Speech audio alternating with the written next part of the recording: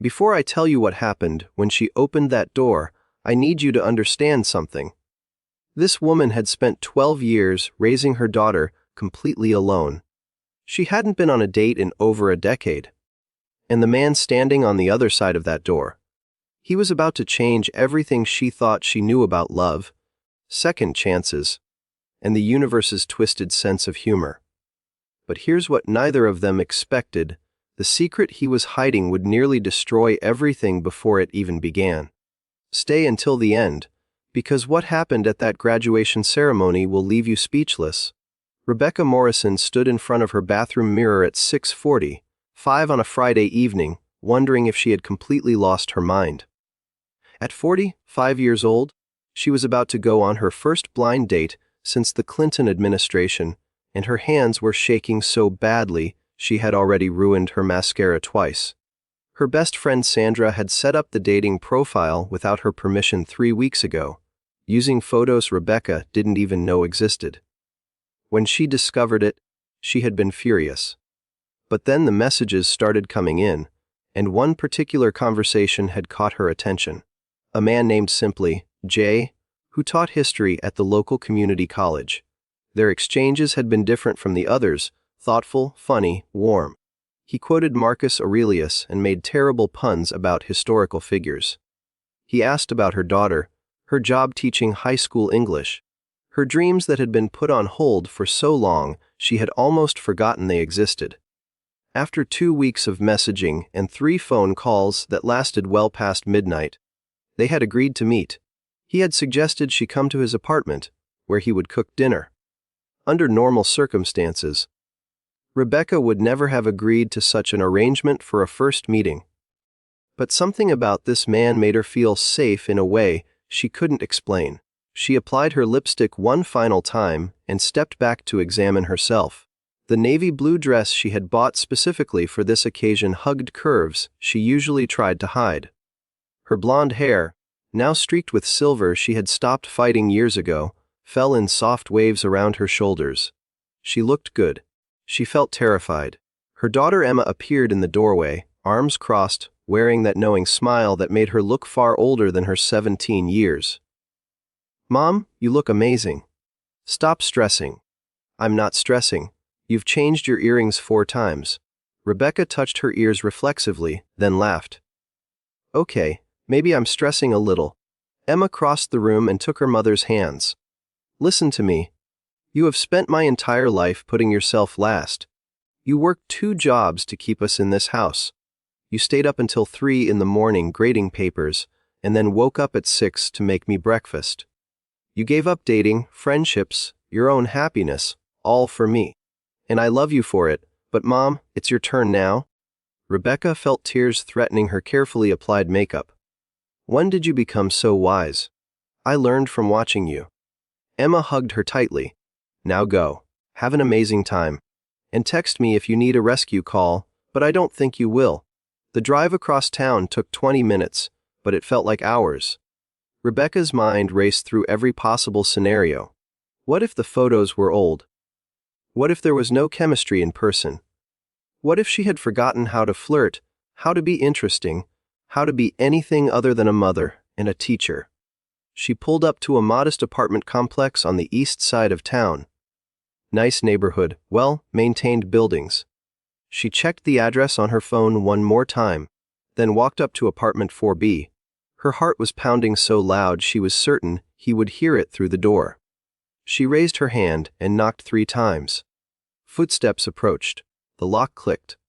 The door swung open, and Rebecca Morrison's entire world tilted on its axis. Standing in front of her, wearing a crisp button-down shirt and an expression of complete and utter shock, was a face she knew as well as her own classroom.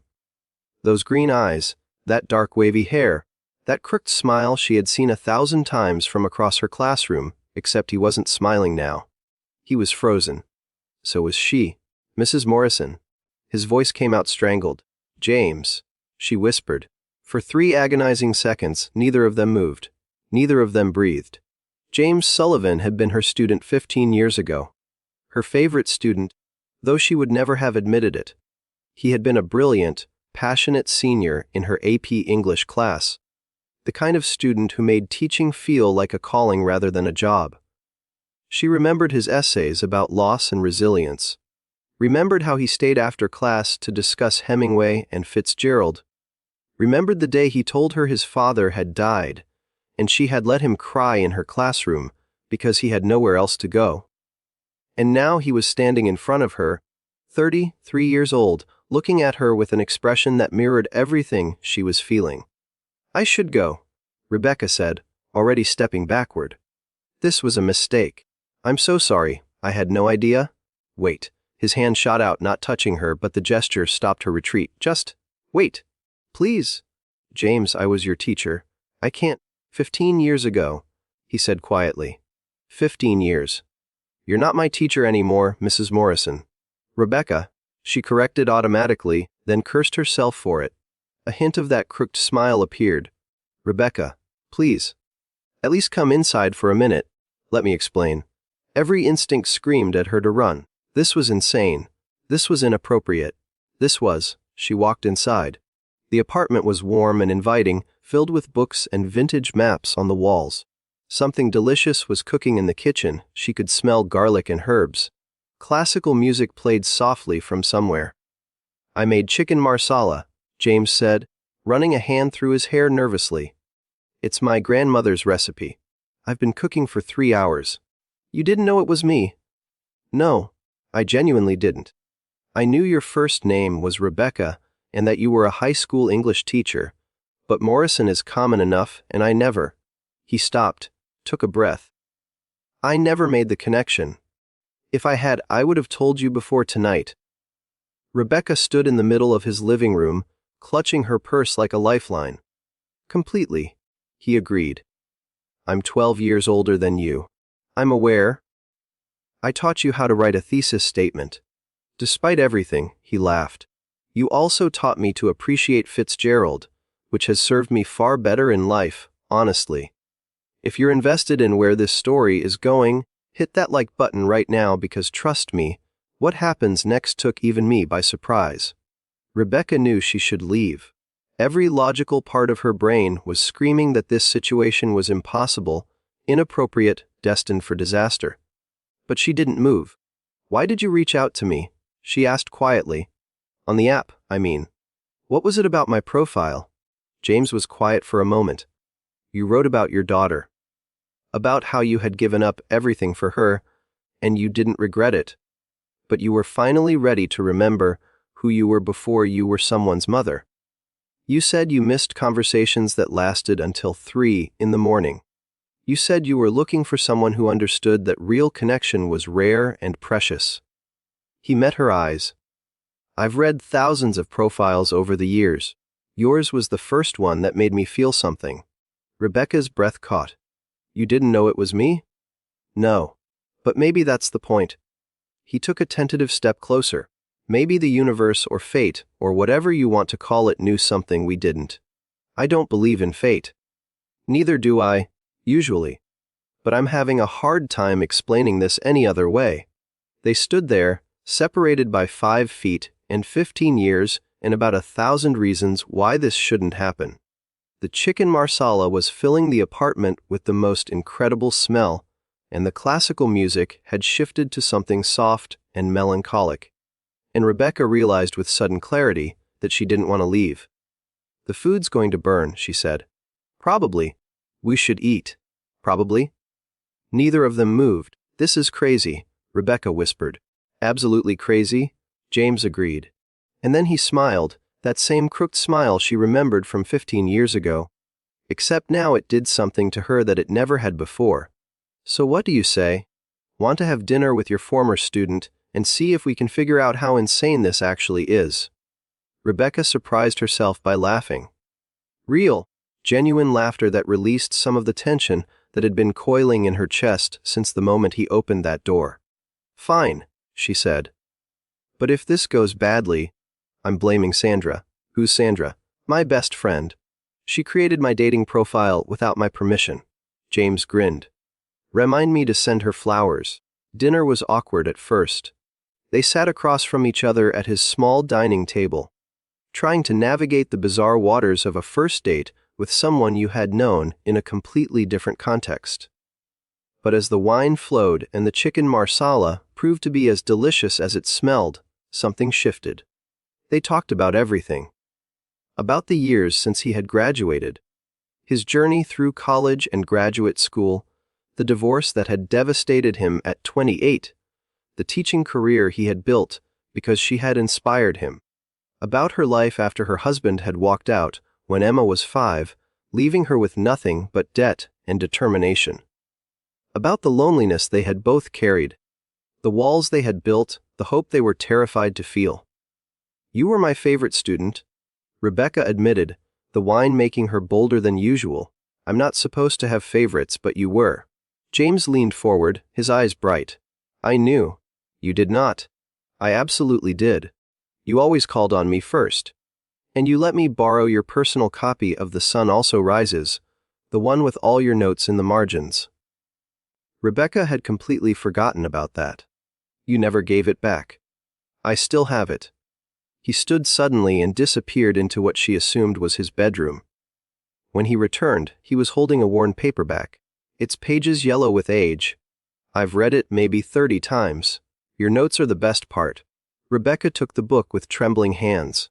She opened it to a random page and saw her own handwriting from 2 decades ago. Young and idealistic observations about love and loss and the courage it takes to be truly vulnerable. "I can't believe you kept this. It got me through some hard times." Your words in the margins, they felt like someone understood. He paused, and when he spoke again, his voice was raw. "My father died the year you were my teacher. You were the only adult who treated me like a person instead of a tragedy. You let me fall apart in your classroom, and then you handed me this book and said, 'Sometimes other people's words can help us find our own.'" Rebecca remembered that day with sudden, piercing clarity. A 17-year-old boy trying so hard to be strong, finally breaking down in her classroom after everyone else had left. She had done what felt natural, she had listened, and then she had given him something that had helped her through her own dark times. "I had no idea it meant so much to you," she said softly. It meant everything. The air between them had changed. The awkwardness was gone, replaced by something charged and terrifying and wonderful. "This still doesn't make sense," Rebecca said, but her voice had lost its conviction. "Maybe it doesn't have to make sense. Maybe it just has to be real." She looked at this man sitting across from her, this former student who had grown into someone kind and thoughtful and vulnerable in all the ways she had always hoped he would be. And she made a decision. "Okay," she said. "Okay, what?" "Okay, let's see where this goes. But we take it slow, and we don't tell anyone until we figure out what this is." "Agreed." James's smile could have lit up the entire city. "Agreed." What Rebecca didn't know, what she wouldn't discover for another 2 months, was that someone already knew. And that person was about to make their lives very, very complicated. They dated in secret for 8 weeks. 8 weeks of late night phone calls and weekend dinners at his apartment and walks through parks on the other side of town where no one would recognize them. 8 weeks of falling deeper and deeper into something that felt increasingly like love, even though neither of them had said the word out loud. Rebecca had never felt like this before. Not even with her ex-husband, not even in the early days when everything was supposed to be magical. James listened to her, really listened, in a way no one ever had. He remembered the small things, the throwaway comments, the offhand mentions of favorite books and childhood memories. He made her laugh until her stomach hurt, and then held her while she cried about years of loneliness she had never fully acknowledged. And the physical chemistry was unlike anything she had experienced. They took things slow, as they had agreed, but even the simplest touch, his hand on the small of her back, his fingers tracing the lines of her palm, sent electricity through her entire body. "I feel like a teenager," she told Sandra one evening, carefully omitting who she was dating. "It's ridiculous. I'm 45 years old. That's not ridiculous. That's beautiful," Sandra said. "You deserve to feel like that." "So when do I get to meet this mystery man?" "Soon," Rebecca promised, though she had no idea how to make that happen without revealing the truth. Emma, too, had noticed the change in her mother. The late-night phone calls, the mysterious dinner dates, the way Rebecca hummed to herself while cooking breakfast, none of it escaped her daughter's attention. "So are you going to tell me about him or what?" Emma asked one morning over coffee. Rebecca felt her face flush. "Tell you about who?" "Mom. Come on. You've been glowing for 2 months. Who is he?" "It's complicated." "Complicated how? Is he married? In witness protection? An alien?" Despite herself, Rebecca laughed. "No, nothing like that. It's just, the timing isn't right to go public yet. But I promise, when it is, you'll be the first to know." Emma studied her mother with those wise eyes. "You really like him?" "I really do." "Then that's all that matters." But it wasn't all that mattered, as Rebecca was about to discover. The phone call came on a Tuesday evening. Rebecca was grading papers in her living room when her phone buzzed with a number she didn't recognize. "Is this Rebecca Morrison?" A woman's voice, cold and professional. "Yes, who is this?" "My name is Victoria Ashton. I'm the superintendent of the school district. We need to meet tomorrow morning. There's been a complaint." Rebecca's blood turned to ice. "A complaint about what?" "About your relationship with James Sullivan. I'm sure you understand why this is concerning. If you're on the edge of your seat right now, drop a comment telling me what you think is going to happen. And if this story has already touched you, make sure you're subscribed because the ending is something you won't want to miss." The meeting the next morning was brutal. Victoria Ashton was a tall woman in her 60s with steel, gray hair and a reputation for ruthlessness. She sat behind her enormous desk like a judge preparing to deliver a sentence, with 2 other administrators flanking her like silent sentinels. "Mrs. Morrison, you've been an exemplary teacher for 22 years, Victoria began. "Which is why I'm particularly disappointed to be having this conversation. With all due respect," Rebecca said, fighting to keep her voice steady, "James Sullivan was my student 15 years ago. He's now 33 years old. There's nothing inappropriate about 2 consenting adults choosing to date. The optics disagree. A teacher dating a former student raises serious questions about the nature of your relationship while he was under your authority. There was no relationship while he was my student. I barely knew him personally until 2 months ago." Victoria's expression didn't change. "Nevertheless, the complaint has been filed, and given the nature of these allegations, the board has decided to launch a formal investigation." Rebecca felt the floor drop out from under her. "An investigation? For dating someone I taught 15 years ago? For potentially grooming a student for future inappropriate contact?" The word grooming hit Rebecca like a physical blow. She had spent her entire career protecting students, advocating for them, creating safe spaces for them to learn and grow. The idea that anyone could accuse her of such a thing was devastating. "Who filed this complaint?" she demanded. Victoria hesitated. "I'm not at liberty to say. I have the right to face my accuser. During the formal proceedings, yes. For now, you're being placed on administrative leave pending the investigation." Rebecca drove home in a daze. 22 years of dedicated service, and she was being treated like a criminal. She couldn't teach, couldn't enter school property, couldn't even contact her colleagues. Everything she had worked for was crumbling around her. James arrived at her house within an hour of her phone call. He held her while she sobbed, stroking her hair, murmuring words of comfort that couldn't possibly fix what was happening. "We need to find out who filed the complaint," he said finally. "This isn't random. Someone is targeting you specifically. But who would do this? Who even knows about us?" James was quiet for a long moment. "I might have an idea." His ex-wife, Caroline Sullivan, Nene Hartford, was the daughter of one of the wealthiest families in the state. Their divorce 3 years ago had been contentious. James had refused to sign a non-disclosure agreement about their marriage, and Caroline had made it her mission to destroy him ever since. "She found out about us somehow," James said grimly. "She must have hired someone to follow me. It's exactly the kind of thing she would do. But why would she go after me? I've never even met her. Because she knows hurting you would hurt me, and because she's furious that I've moved on while she's still consumed by bitterness." He stood up, began pacing. "I'm going to confront her." "No." Rebecca grabbed his arm. "That's exactly what she wants. If you confront her, you give her more ammunition. She'll claim you're harassing her. So what, we just let her destroy your career?" "No, we fight back. But we do it smart." Rebecca's mind was already working through strategies. "We gather evidence. We build our case. And we prove that the only thing inappropriate about our relationship is how much I've fallen in love with you." The words slipped out before she could stop them. She saw James's expression shift, saw something profound move across his features.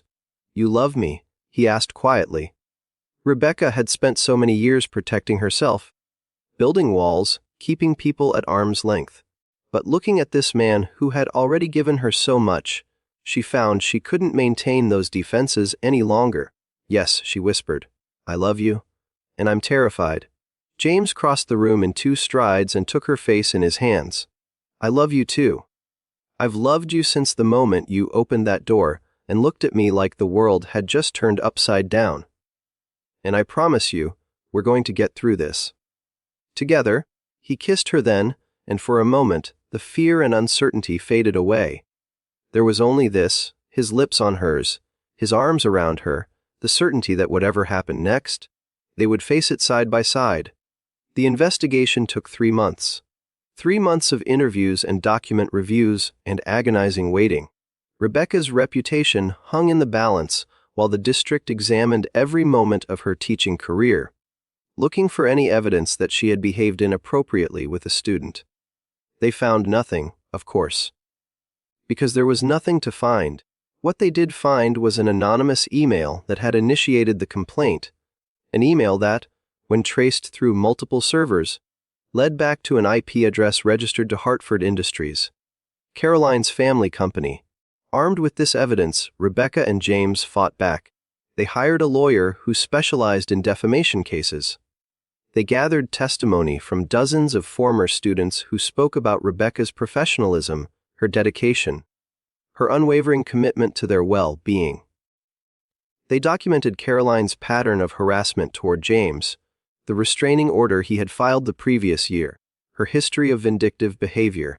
The case became a matter of public record, and as the truth emerged, public opinion shifted dramatically in Rebecca's favor. Teachers rallied around her.